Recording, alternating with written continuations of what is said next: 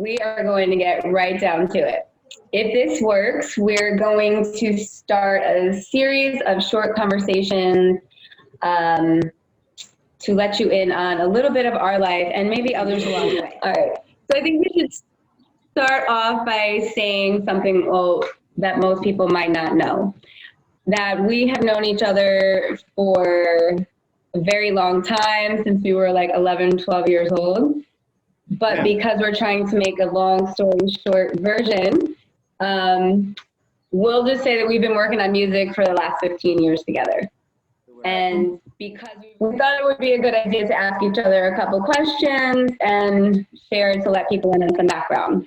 So I'm going to start by asking you my questions, and then we'll switch. All right? Go easy on me. All right. So question number one of the many. What is your favorite song on this project and why?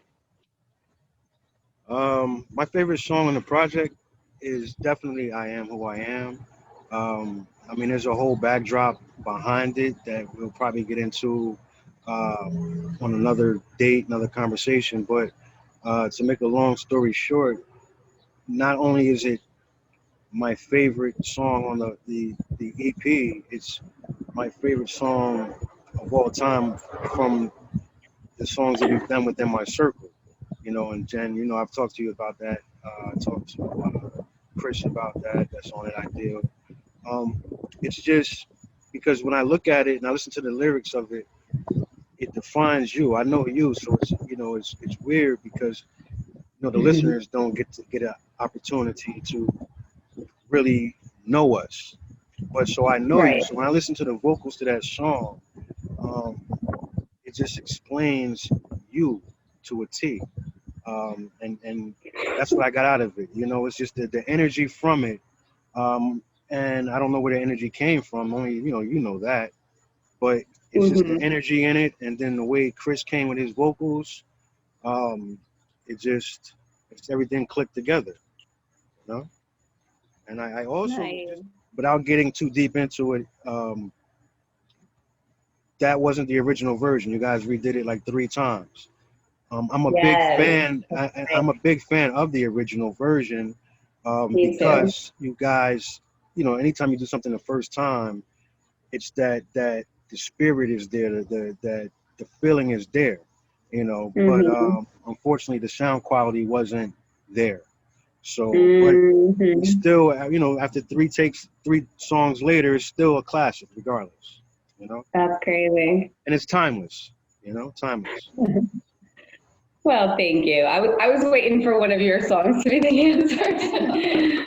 All right. So then number 2 would be, you have a big catalog of music yourself. How do you think your music has changed over the years? I think that I've become mature. I think that my experiences in life has humbled me. I was cocky. 20 years ago when I was writing music, 15 years ago, I was cocky. I didn't care about how people felt about what I said. I just wrote down whatever was on my mind. And also, I was a part of a group, so I didn't get my full.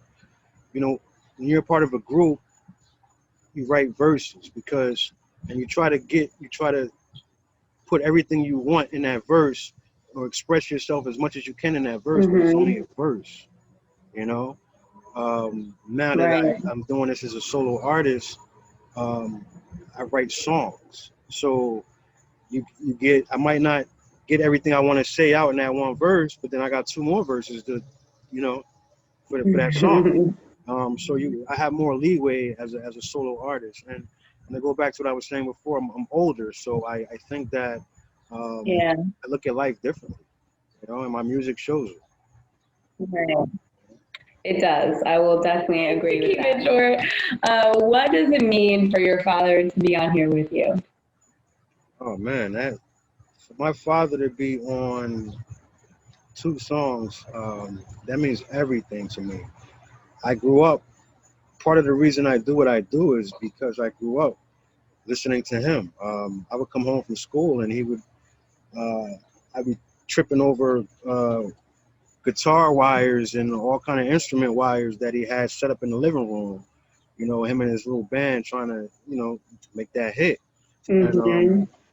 so over the years, I'm a big fan of my father's music. So to get him to actually sit down and write and say, "Whoa, I want to be on this." That's a big thing, because it happened unexpectedly. Like when I say he sat down and wrote, um, he wrote that in the studio. He had no idea that he was going to be on a song. He was just coming along for a session for his son. Um, and then, I don't want to give all of it away, but on Special, you Mm-hmm. know, as I was laying my vocals to Special, um, he was like, "Hey, I got an idea." And I was like, "All right, let me hear it." And then that's what you hear, that part that he did. And when I heard him, I was like, Yeah. "Whoa, that got to be get in the booth now." You know what I'm saying? And that's how that happened. So it was totally unexpected. But as you know, as being an artist, those are the best moments. Most of the time, things that you don't expect that happen. That's what makes the Yeah. magic in a And song. ask you about where to find stuff. So then now it's your turn. So, okay. One thing that was on my mind was that now it's my turn to question you. Uh, I told you how I felt like "I Am Who I Am" is my favorite song on the project that we did. Mm-hmm. But I want to know, because I never really asked you before, um, what was the process that went into writing that song? Like, what inspired it? What were you feeling when you sat down and started penning that song? Actually, it's funny because what I remember the most is what I was feeling. Sometimes I can't remember writing something, but I might remember the feeling. And I was so upset that when I'm really mad, I remember those moments a lot, a lot easier. So I had just gotten into a conversation with a friend of mine, and they were telling me about all the wrong decisions that I was making and how I basically run away from things. And that really stuck out in my head. And I was like, I'm really tired of everybody telling me what's right and wrong and that I'm doing this or not doing this.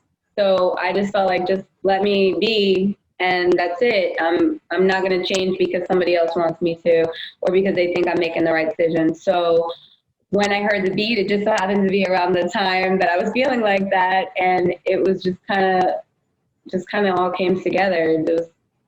That one was really simple. So I don't remember what happened after, which was good that you had that insight because all I remember is this is how I felt, this is what I said, and the rest is Okay. history. Clearly, I Okay. was aggravated, right?